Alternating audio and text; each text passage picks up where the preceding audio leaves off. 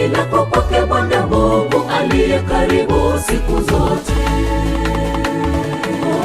Heri kuteseka na Bwana Yesu kuliko kuwa mbali na uso wake. Amebarikiwa yule anayeweka tumaini lake kwake Bwana Mungu kuliko kwake mwanadamu, maana yeye ataurithi uzima ule wa milele.